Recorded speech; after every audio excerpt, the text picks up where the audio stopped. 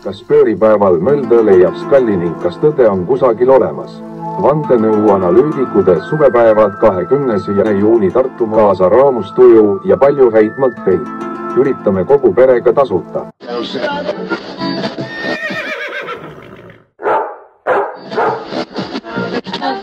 Head isemõtlevad Eestimaa inimesed. 20-22 juuni Vahemetsa talu Sellenurme külas Tartumaal. Vandenõuanalüütikute suvepäeval. Sündmus algus kell 3 päeval. Võtame kaasa rõõmsa tuju, palju häid mõtteid. Sündmus kogu perele tasuta.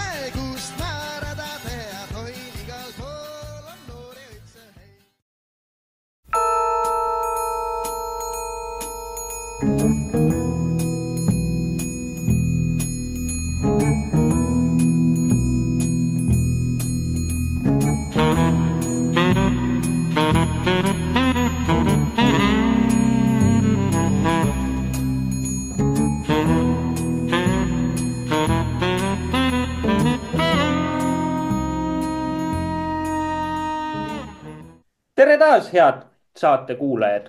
Saates osalevad elektriinseneri õppejõud Andres Saukas ning saadet juhin mina, Maarja Maripuu. Tuntud sisulooja ja suunamudijana konservatiivne mõtiskleja ja uudisteportaali eesti.com toimetaja ning saatejuht.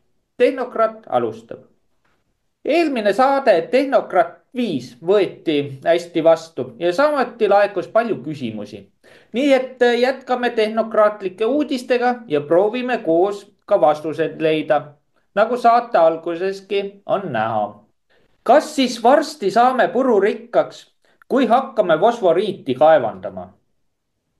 Kas maailmas on inimkätega tehtud loodusele kurja, nii et loodus ei ole andestanud? Kas fosforiidi kaevandamist on maailmas ahnusega tehtud?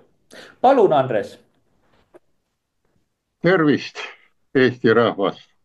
Küsimused on väga vajalikud, päevakorralised ja kuna tehnokraat olen, siis hakkame jälle ajaloost minema ja tuletan uuesti meelde, nii nagu ma alati olen inimestele varem kütelt, mõistust ja tarkust olen soovinud, enamuse käest olen riielda saanud, mis sul, kas ma olen rumal või ei ole, sellega ta näitab ennast kohe ära, millises asjas on.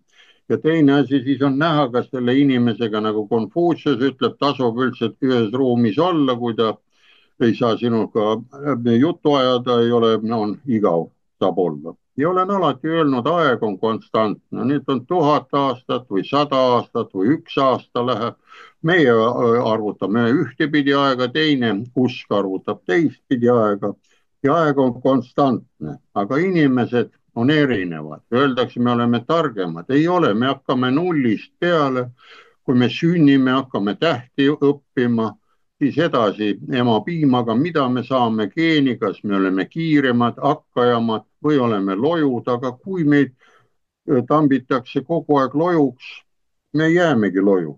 Ja võtame siis lihtsa näite ka vana Rooma impeeriumist. Ta oli päris pikka aega, oli püsti seal, aga kui need roomlased kodanikud seal siis läksid lojuks ja laisaks, tellisid endale valvesse palgasõdurid, nagu meiegi siin võtame sõdurid appi, et kui sõda tuleb, et saame sealt midagi ja teiselt poolt neid mehi, aga ma võin tuua näitega, oli nagu Nõukogude Kroonus ka, mul oli väga hea läbisaamine selle roodu komandöriga, siis sai istuda ja teed juua ja malet mängides. Ta küsis ka ühe korra lihtsalt siis, et mis sa arvad, kui nüüd sõda hakkab.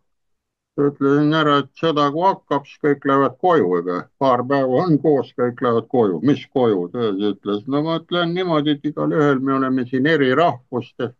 Kohe hakkab meelde tulema, kus ema, isa või lastega saab. Noh, ja ta oli täitsa nõus sellega.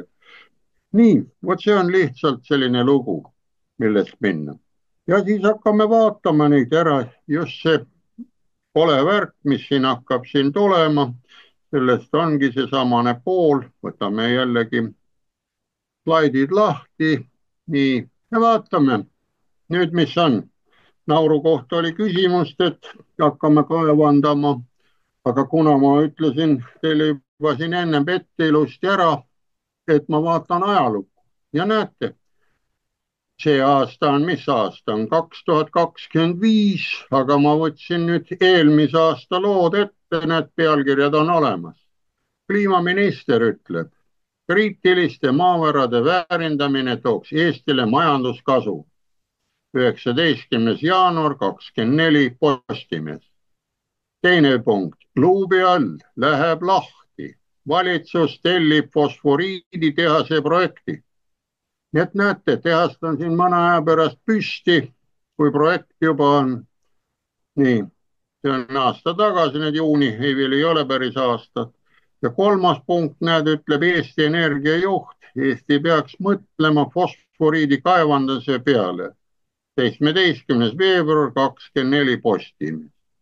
Ja nüüd panim teisse tulpa lihtsalt küsimused teie jaoks, et proovime läbi mõelda, järsku tuleb mõnel ka mõtteid ja küsida mõtteska ja vastata, sest tehnokraatlik mõtlemine on ainus loodussäästlik mõtteviis. Te võite rääkida küll ükskõik millises parteis või värgis olla, rohelises, punases, sinises või midagi, aga see on lihtsalt koosluse värk. Ma toon lihtsa näite ka siia vahepeal. Ma olin Nõukogude Kroonus, olin rood. See oli, ma ei tea, 90-100 meest oli, ma olin üksinda eestlane. Ja seal olid neid punte küll igast rahvusest ja nad omavahel kogu aeg kippusid jagelema. Vot see on siis see, mina loen praegu samamoodi seda lugu ära, et meil on näiteks 5 erakonda on seal 100 mehega sees, see on üks rood ja roodus on 5 erakonda, nad omavahel nagu kaklevad ja siis pärast rivistuvad nad jõuluvana ees jälle üles, see on üks selline sõjaväe osaline värk. Ja ka ma olin seal üksinda, ma ei olnud kellegi poolt ja nad austasid mind. Oli nügimist küll seal, ma ei hakka sellest rääkima, aga saapaid ja neid ma ei hakanud kellelgi puhastama, ei hambarjaga, ei niisama. Ja ma ei läbinud neid lolle Starikovšina ja muid neid mõnitusi ja muud etappi, sest palju mõni oli niimoodi, et see on see lugu, et on teistpidi, et ei ole vaja. Ja näete, nüüd küsime järgmise küsimuse selle koha pealt siis. Kas peaks hakkama hooga ainult ühte liiki maavara kaevandama või mõtleks korralikult läbi, sest ühe kopastäies võib neid maavarade liike palju olla? Küsimus teile, ma ei hakka siin midagi ütlema. Kas ei peaks peale fosforiiditehase tellima ka teiste väärtmaavarade tehaste projekte? Näete, siin oli, et ainult fosforiiditehase projekt tellida või oleks vaja. Ja selle kohta ma ütlen teile kohe ära, tuletage nüüd mõni aeg meelde, mis linn oli Sillamäe. Sillamäel oli ja Sirgala. Sirgala juures leiti tollal natuke uraani, siis ehitati kohe Sillamaale selline kinnine linn, tehas sinna juurde ja see tehas hakkas tootma pärast fosforväetist ja lämmastikväetist. Ja mul vennas oli lämmastik ja fosforväetise tilli peal vedaja, käisin ka seal tehases ära. Nii et näete ise, juba tollal ajal oli Sillamäe oli fosforiidiga ära ja kuna Sirgalast natukene oli seal seda, aga tehas pandi hooga püsti, siis hakati seda maavarandust, seda kraami, seda koledat fosfor ja muud väetise algmaterjali ja uraani ja kõike seda rämpsu tooma Uraalidest Venemaalt kohale. Rongidega tulid ja toon näite ka lihtsalt, ega kes seal töötas tehases, sai kohe Žiguli või auto ostu loa aasta jooksul, aga mis temaga juhtus 2 aasta jooksul, kui ta juba Žiguli ja selle ära ostis, ta rohkem kaua ei elanud. Sai küll 250 rubla, mis oli kõva raha, aga tervis läks all ja sõnade kinnituseks, kui keegi käib ka seal Saksa sõjameeste autosid vaatamas, siis võiks vaadata sinna allapoole, vaadata neid Sillamäe just 70-ndate, 80-ndate aastate hauakivisid, kui pikalt nad seal, need noored poisid on seal elanud. No vot, see on nüüd fosforiit ja fosfor ja lämmastikväetise värk, mida toodeti seal. Nii, kolmas küsimus, kas ei peaks, selle me küsisime, kas ei peaks veel ühe tehase, et hakkaks eraldama, et kopa lööme lahti, võtame väikselt välja, et sealt saime fosforiiti, sealt saime natuke kulda, sealt saime liitiumi ja need siis ära eraldada, mitte visata hunnikusse ja siis jälle hakkame tohtama ringi. Nii ja viimane, mille pealt ka küsimus, näete, Eesti Energia juhi mõte, et peab kaevandama keskkonnasäästlikult. On ju õige? Noh, mõelge. Kõiki asju võib kaevata, kõiki võib kinni panna, see on kaevamine mitte selle peale kaevandamine muidu, et võeti natukene, panti midagi tagasi, mitte ei tulda hooga peale, hurraaga, kõik laiali ja tehtud ja lagunenud kõik. Ja selle näituseks lähme siis järgmise slaidiga edasi. Võtame siis ajaloo, näete, siin võtame jälle Postimehe lahti. Kuupäev on näete 30. september 2014. On näha, et juba 11 aastat tagasi kirjutati midagi eesti keeles selle kohta. Ja loeme koos ära, näete, pilt on kõrval. USA kosmoseagentuur NASA avaldas uued satelliidid kaduva Araali merest, mis oli tegelikult sisemaal asuv umbjärv. Need läheb ära. Ja pool sajandit tagasi oli Araali meri oma suuruselt 4. järv maailmas. On ilus number, 4. suurusjärv. Ja võt Kasahstani ja Usbekistani piiril asuvasse järve suubuvaid Amur, Darja ja Sõrdarja jõgeseid hakkas Nõukogude Liit pärast teist maailmasõda põllumaade niisutamiseks mujale juhtima. Jõgede vett kasutati eelkõige puuviljapõldude kastmiseks. Võib öelda, et see oli ainukene koht, kus vatti saadi sealt just Usbekistanist. Ja naistel oli tegemine nendel see kuupuhastus, siis nad ajasid seda vatti defitsiiti küllaltki tihedalt ja tahelt ära. Võtta ei olnud. Ja vot prooviti siis ruttu midagi niimoodi sees teha. Annab ju meie rohepöörde mõõdu välja vist või. Nii, ja vaadake nüüd, jätke meelde see number 2000, mis tuleb pärast jälle uuesti ligi. 2000 aastate alguses jagunes Araali järv 2, näete, nüüd algus oli ta täis ja suur, siis ta läks 2. Nüüd oli algus ja teine. Ja järve suubuvad jõgedele rajati 2005. aastal tammid, mille abil suunati enamik veest järve väiksemasse põhjas asuvasse ossa. Suurem, näete, lõuna pool asuv järveosa jäeti kuivama. Näete, pildil on ilusti näha siin, et seda siin ei ole enam. See on läinud siin, põle.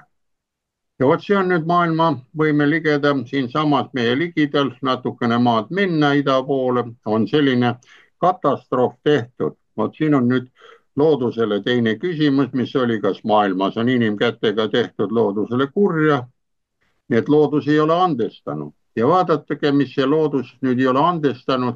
Nüüd tuleb värskem pilt, näete, 2024 aasta tagasi. Jälle võite lugeda Postimehest. Postimehest on üks, praegult ma ütlen, et on ikka normaalseks leheks jälle tagasi minemas massiteabevahendites. See on minu subjektiivne arvamus. Ma ei räägi midagi reklaami, ma ei tea kellegi.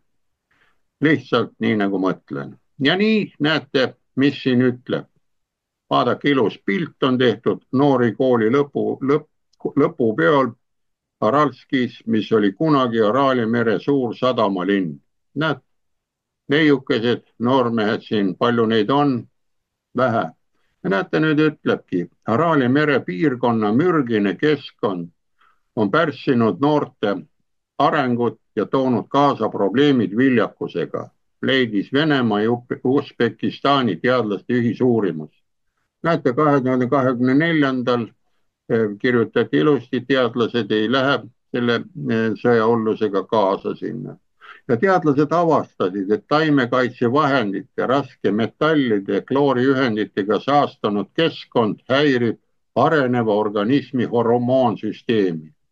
Näete, see rahvas on välja suremas, siin ei ole midagi öelda. Nii et proovime ka järgi teha, eks ju. Olukorra muudavad hullemaks liivatormid, mis kannavad igal aastal kuivanud merepõhjast ära 75 miljonit tonni mürgiseid soolasid ja liiva, ohustades veelgi kohalike tervist. Nii et vaadake, tõmbame nüüd väiksed paralleelid ka siia. See on jälle minu subjektiivne mõtlemine. Võtame metsad maha, paneme need päikesepatareid maha, seal all miski asi lill, miski ei kasva, hakkavad tuuled pöörlema, saame liiva kätte ja asi toimib meil. Oleme selle Amuur tarjapoiste ja tüdrukutega ühes paadis. Nii. Ja vot sellest lähme siis edasi. Kui me nüüd see katastroof ei tee nagu meid natukene tõsiseks, sellepärast et kui ma käisin koolis, siis seal, kus tahetakse praegu Unda ja see kant algavad kõik meie jõgede allikad pihta ja kui see nüüd kuivaks lasta, siis oleme nendest oma jõgedest Pärnu ja teistest nii Viljandi järve ja muud kraamist ka ilma. Nii et võime seda küsida, aga meil need geoteadlased nagu Anto Raukas enam ei toeta seda juttu, aga räägivad, et vaja puurida ja puurida, nii nad edasi. Lähme siis edasi, näete. Ja vaatame siin nüüd aastaarve, võtate jälle lahti, saate ilusa pildi siin, vaadake hoolega, näete, mis on Nauru saarest ja sealt on see fosforiit välja kaevandatud käsitsi ja niimoodi labidaga need geokarbid, mis meil ka tuleb geokarpidega. Fosforiit või fosfaat on ju P2O3 või vist oli selline lugu, et ta on põhiline fosfor on sees. Ja fosforil on selline lugu, nagu olete kuulnud. Toon ühe näite ka, kui ma olin kunagi seal Lihula omavalitsuses ja ehitasime puhastusseadmed, siis sai Kuopios käia ja seal hakati hooga näitama Prantsusest vastu võetud puhastusseadet 3 reoveevanniga.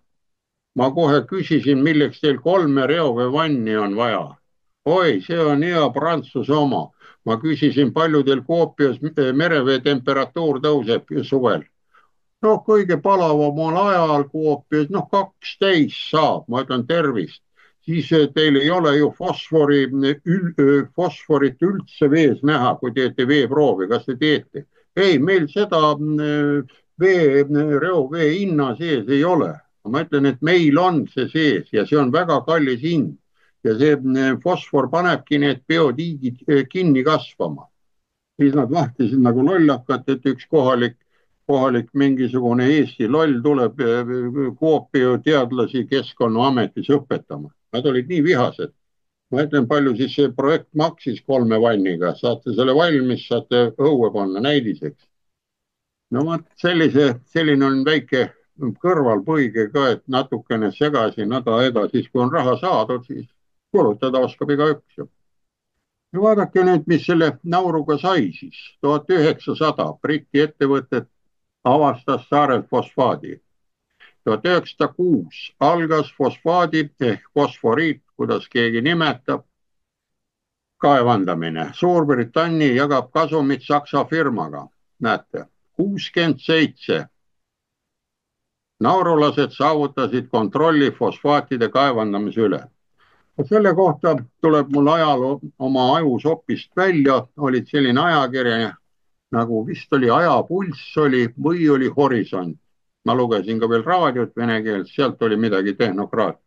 Ja seal kiideti seda asja nii tihedalt üles, et vaadake nüüd naurulased, palju neid seal on. Nende mitu põlvkonda ei pea tööle minema, nende ei pea midagi ostma, söök, toit, kõik nad elavad nagu kuningakassid ja nimetati ära, et vot see on nüüd kommunistliku süsteemi üks parimaid näidiseid. Kui teil on ikka see asi olemas, siis te elate väga hästi. No vaat, ja ma lugesin lolli näoga ära, sest nad isegi tõid nähtavale sellised ära, et kauplused, mis on lahti seal Naurus või seal kohalik ei lähe, sest kohalik ei oska teise kohaliku käest raha küsida ja siis toodi võõrmüüjad sisse. Ja mis kõige huvitavam, teile ka küsimus natukene, proovime koos ära vastata. Et mis siis toimus, näete, kui naurulased said endale nüüd üle selle, kaebab, näete, nauru kaebab Austraalia rahvusvahelisse kohtusse 89, et nõuda eestkoste perioodist pärinevate täiendavate fosfaatide autoritasude ja kaevanduskahjude hüvitamist, natuke raha. 93. Austraalia nõustub maksma 20 aasta jooksul need $73 miljonit kohtuvälise kokkuleppe. Võtame nüüd, näete siit 93. 20 aastat tagasi jõuamegi 61 või? Näed, sinna sellel ajal hakkas siis Austraalia möllama. Ja nüüd mõtisklege sellise ära, kes seal kaevanduses töötasid. Väike küsimus. Kui näete, Briti ettevõtte avastas selle fosfaadi ja Suurbritannia hakkas jagu Saksa firmaga. Nii, töölised kust tulid? Ütlen teile lihtsalt ette, kui te mäletate ajaloost, kellega asustati Austraalia, kui seal elasid kohalikud.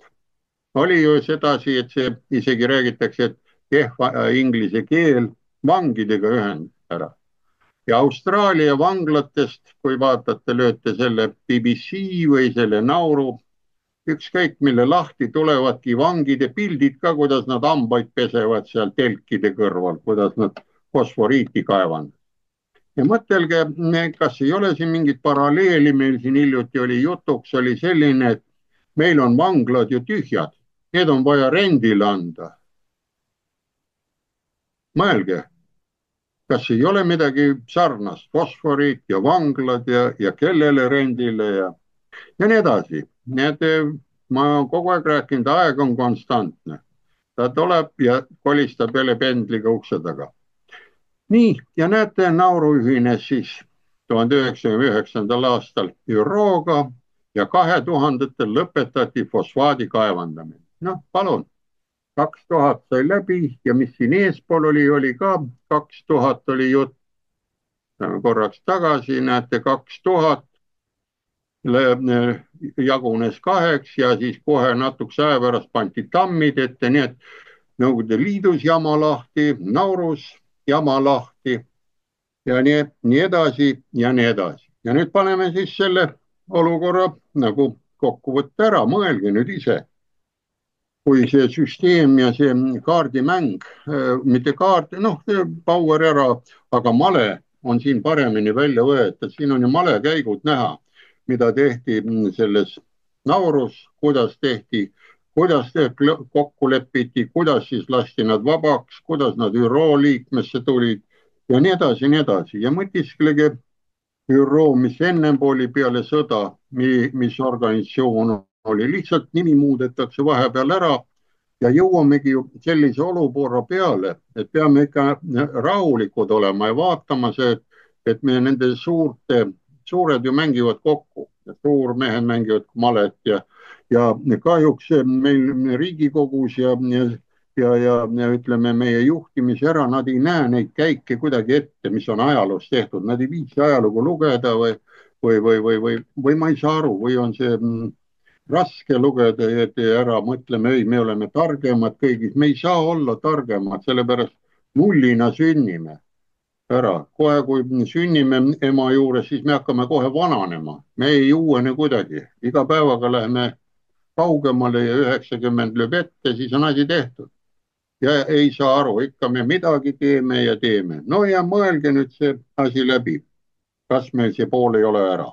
Nii, sellega kokkuvõtte olemas. Aitäh sulle, Andres. Selles suhtes, et ma kuulasin sinu juttu ja ütleme nii, et see rikkus ja heaolu kestab nendele elanikele nii kaua, kuni seda maavara jagub. Naurulastele 100 aastat ja nüüdseks on elu naurul elamiskõlbmatu. Aga kui nüüd vaadata Eesti ajalukku tagasi, kui olid need 80-ndatel ja need fosforiidisõjad, siis tegelikult Eesti on juba kannatanud selle all ja ka kaotusi kannatanud, suuri kaotusi selles suhtes, et ja sellest sai ajendatud kindlasti ka fosforiidisõda. aga siinkohal lähme järgmiste küsimustega edasi. Kas Eestis on ka mingeid rohepöörde vastumõtteid? Kas Klintel kodulehel on ka mingeid olulisi uudiseid? Kas Klintel kodulehel on ka Eesti lipp esindatud? Palun, Andres. Nii, rääkisime tõsistest teemadest, et me oleme nagu väiksed ja tõrjutud ja võime hukka saada, võimegi saada hukka, aga me peame jälgima just neid asju suurriikides, mis toimuvad. Ei tohi nagu kiirustada, kui on kaks, ütleme, suurt looma, elevandid armastavad või nagu need Indias räägivad. Siis sellepärast teeme lahti ja vaatame, et sealt poolt midagi ikka tuleb. Nii et ärme kaota veel nii ruttu lootust. Nii, esimene küsimus oli, kas on nüüd rohepöörde vastalisi või mitte. Vaatame, mis siin kirjutati ja mõeldakse ise ju. Nii, kas meil on või ei ole? On keegi, kas Eestis. Eespool oli näidetes fosforiit ja selle kiirkorras kaevandamise küsimused. Ajalest olid näiteid nii Naurus kui Araali meres, mis tõid katastroofi. Siis kas massiliselt päikesepaneelide ja tuulikute paigaldame meie kliimas on loodusele kasulik või varsti maailma looja viibutab meie suunas sõrme asemel rusikat? Vaadake, nüüd ma siis küsisin ära, algust ei saanud aru, kas meil siin rohepöörde vastalisi on. Aga vaadake, need päikesepaneelid ja metsa maha raidujad ja need tuulikute ja nende robinal paigatamine, kas nad ei ole rohepöörde vastased, kuna rohepööre tähendab looduskeskkonna säilitamist otseselt, rohelisena, et ta oleks. Aga paneme paneelid maha, pole ei puid ega konnasid ega kedagi seal. Ja need mõtelge. Ja eespool nägime, et sellised loodusvastased tegevused, olgu need puna- või rohepöörded, on selle territooriumil elavatel olenitele hukatuslik. Näete, need on ära, kui jätkame nende tuulikute ja nende massilise sissevedamisega ja elektriautodega, siis mõelge seda asja ette, et esimesed ükskõik, mis asjad, autod või tuulikud, need tehakse korralikult läbi mõeldud. Ja ülikoolis auväärt professor Endel Ristein ütles niimoodi lihtsalt, et asja mõtlevad välja 3 teadlast, aga teda ratsionaliseerima, et kokku hoidma on, sinna pannakse 10 teadlast peale, et kaabel oleks vähem ja pruvisid vähem ja vidinaid vähem, et saaks ta ära. Ja sellega selle seadme, ütleme, varustuskindlus või töökindlus kohe kaob ära. Et ühe poldiga paned ära ja nii edasi. On autorattad ka, on ikka 5 polti on kindlam, aga paljud niisugused nagu ralli omad pannakse 1 poldiga kinni ja nii edasi. Kõik on võimalik. Ja näete, ja momendil, nagu siin ma ütlesin, on tehtud viljakat maapinda täitvad need päikesepaneelid ja nii edasi, hakkavad kimbutama. Aga meile head uudised nagu on, soovitan seda kodulehekülge endal lahti teha, vaadata. Siin ongi just rohepöörde, ütleme sellised, mitte vastased, aga kes ei saa rohepöördest aru, need teadlased võib ka nimetada vastaseks, kellel on vastuväide, väide ja näete, siin kirjutab ära. Ja vot siin on nüüd üks konservatiiv, ütleb ilusti koos pildiga, Ühendkuningriigi konservatiivid viskavad net seeru bussi alla, selline pealkiri on. Kui selle ülevalt lahti lööte, net zero under the bus, Straub näete ja Kemi, Badenhofi kõne võtame siit välja. Neto null aastaks 2050 on fantaasiapoliitika, see ei tule välja, ütleb kohe ära, odav külluslik energia on tsivilisatsiooni alus, nagu me seda praegu tunneme, naerab selle juures sarkastiliselt, et kõik elektrihinnad ja kütusehinnad on laes. Ja mäletan, et Nick Clegg lükkas tagasi idee ehitada uus tuumaenergia, sest see ei jõuaks võrku enne 2022 aastat. No vot, siin on näha, et enne 2022 või sellel 22. aastal pidi midagi suurt juhtuma. Mõelge, mis siis juhtus ligi 2,5 aastat tagasi. Ja see otsus on meile maksma jäänud miljardid. Ja nüüd võtame järgmise lehekülge. Näete ära, ma siin ei hakka tegema, aga Clinteli lehekülje peal, kus on teadlaste jutt ja näete, siin on konservatiiv home. Konservatiividele peaks see lehekülg olema tuttav või ära sinna ta viskas ja ma vaatasin ära selle Kemi Badenochi kõne 3 põhipunkti, panin siia sisse, võtame ta koos läbi, nii et meil veel päris põhjas me siin ei ole, kui Inglismaa nüüd ärkab, sest Inglismaa on selle tralli ikka kokku teinud korralikult.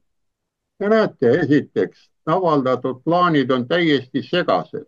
Isegi kui saavutame absoluutse nulli, ei ole meil kogu maailmas neto null, kui teised riigid meil ei järgi.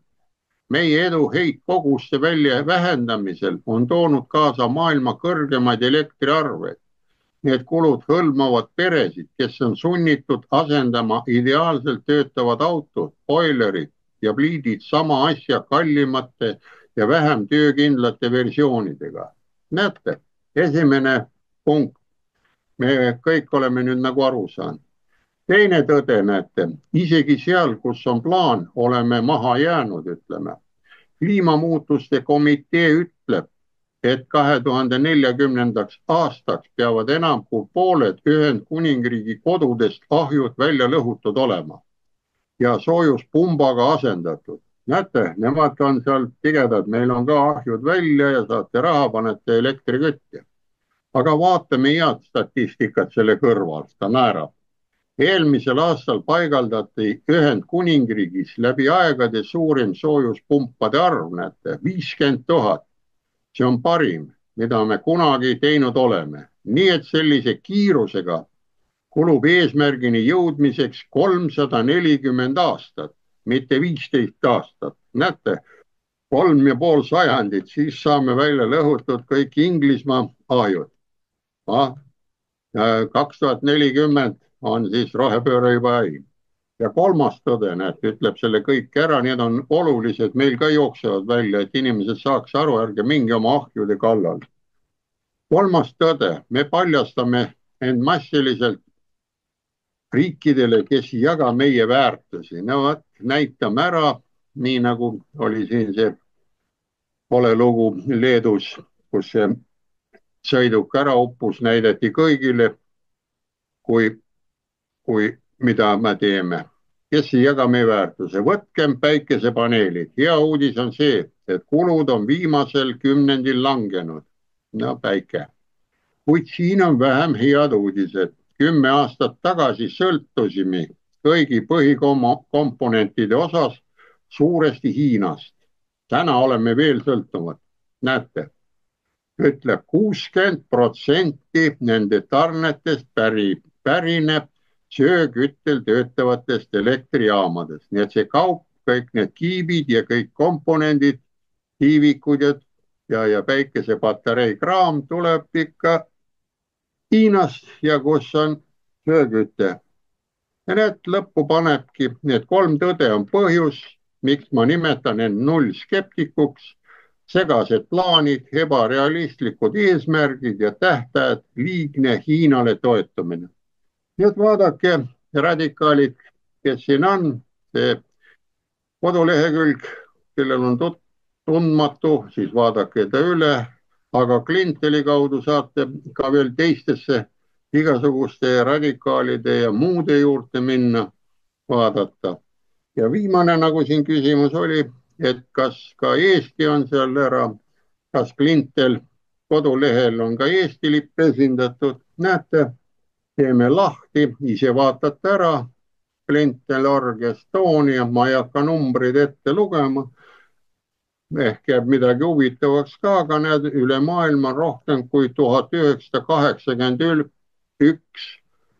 inseneriteadlast, kes seda rohelist värgist aru ei saa. Ja näete siin mõned, kes meil siin naabrid on, sellele samale kliimadeklaratsioonile on alla kirjutanud Soomest 4 inseneri, Rootsist näete 48, ikkagi kuningriik. Ja kui eespool nägite asju, mis seal oli, pakuti välja. Norrast on need 33, head artiklid on, soovitan lugeda. Venemaalt võtsin ka sisse need 8, et ta hoiab ka ära ilma peal, mis seal ikka tehakse. Hiinast on ka näete 4 ja Ungarist 10 ja nii edasi, nii edasi. Ja kui tahate vaadata, siis näete, lööte selle kodulehekülg lahti, kantrid on siin olemas, lipud tulevad välja ja asjad ja kõik on nagu paigas. Nii, me panemegi siis kokku. Nagu ma siin eespool juba ütlesin ka, et vaadake Klintelit, vaadake seda Inglismaa konservatiivide lehekülge. Inglismaa teeb siin igasuguseid neid, pidevalt teeb neid ratsukäike, ütleme, male võtame ette, küll käib seal ja küll käib tällal kohal, käib Euroopas ja käib seal vestlemas, aga ta ei ole enam Euroopa Liidu liige. Mäletate, 2020 astus ta välja, aga enam keegi me ei mäletagi, et ta on sealt välja astunud, nii et võid olla ka vaba liige, nii et mõelge, Eesti poisid ja tüdrukud, kas ei või ka vaba liikmeks hakata ja paljud Šveits ja mis siin on, need on ka Euroopas asuvad ise, aga kas nad liikmed on, uurige natuke. See on minu poolt kõik. Aitäh sulle, Andres. No nii palju võib öelda, et maailm on muutumas, konservatiivne pööre on tulemas ja ilmselgelt sellele rohekommunismile tõmmatakse kriips peale. Aga siinkohal aitäh, kallid vaatajad ja kuulajad, et olite meiega. Järgmise korrani. Nägemist.